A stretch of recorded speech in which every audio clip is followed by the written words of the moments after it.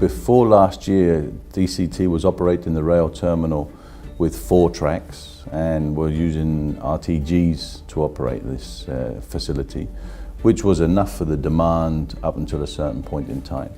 And then we could see that the demand was going to grow, so we wanted to be prepared in advance. And of course, one of the things that is very interesting from the rail point of view is always to be able to operate longer trains if you can't go higher. So what we've been able to do in the last 12 months is to basically extend the length of the tracks so that all of the tracks are now 750 meters long, and we added 3 more. So we now have 7 tracks of 750 meters. Then that became too large for the RTGs, so we ordered 3 rail-mounted gantry cranes, or RMGs. We've managed to increase the capacity now to 750,000 TEU, more or less, for rail handling. And probably will close last year at around about 450,000 or 480,000 TEU on the rail terminal.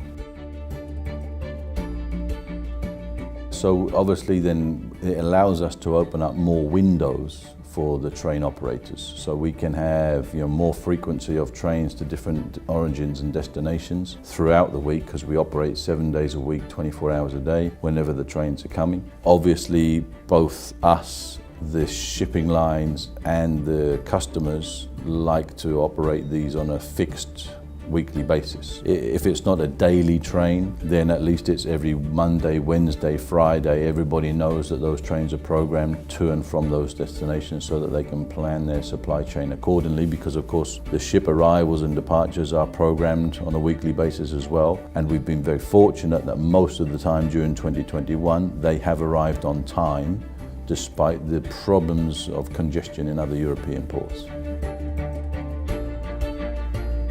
We are in the process of discussion with suppliers, a 4th RMG for this rail terminal. That would then lift the capacity up probably to around about 900,000 TEU, which is obviously in line with the growth that we're anticipating with the development of Terminal 3. And then we might need to find another place to put a 2nd rail terminal as we continue to grow into the future, especially if this migration, let's say, from truck to train really starts to increase in the coming years, as we expect it will, as the pressure comes from legislative bodies, both from Poland and the European Union, and to some extent the International Maritime Organization, pushing ever more towards lower emissions for cargo transportation.